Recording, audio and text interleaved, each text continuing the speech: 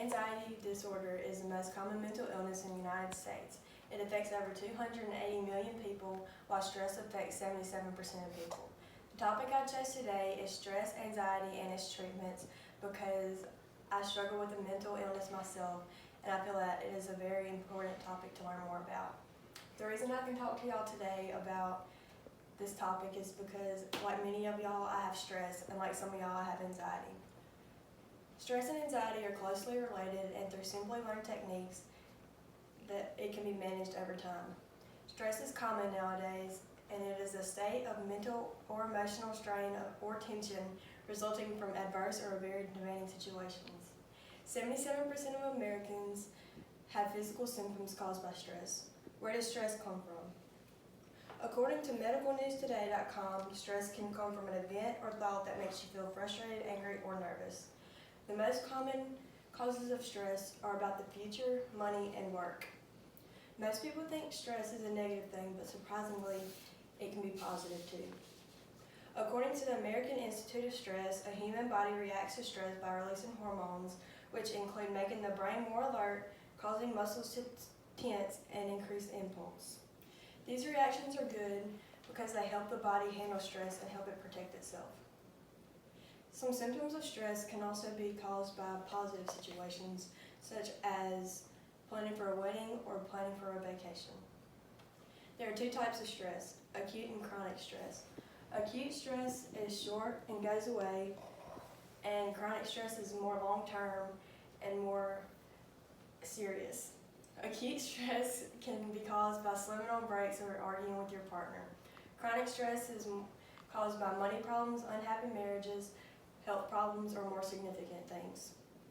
Stress causes mental and physical symptoms that you may not realize. Some common symptoms of stress that are most likely negative include increased blood pressure, bizarre and recurring dreams, and feeling of being overwhelmed.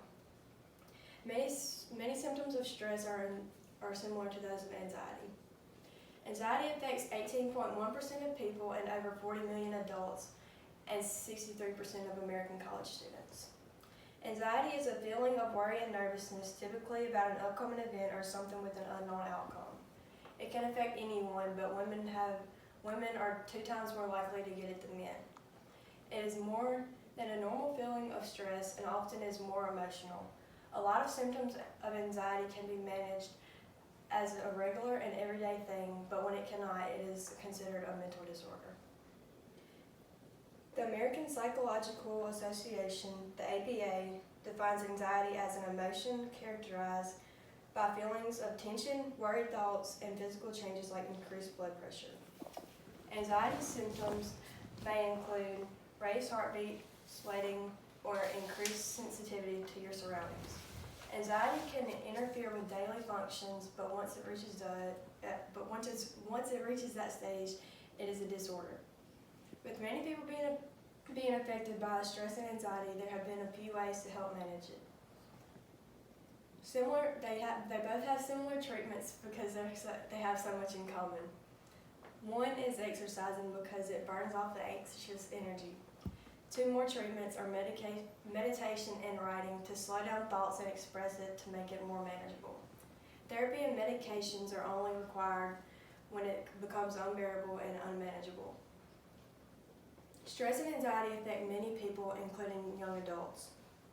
Stress helps us as humans to manage situations that are not easy to manage, as well as organize and plan for things. When symptoms of stress and anxiety affect our daily lives in a way that is not productive, it is important to identify the causes of the symptoms and find ways to manage them.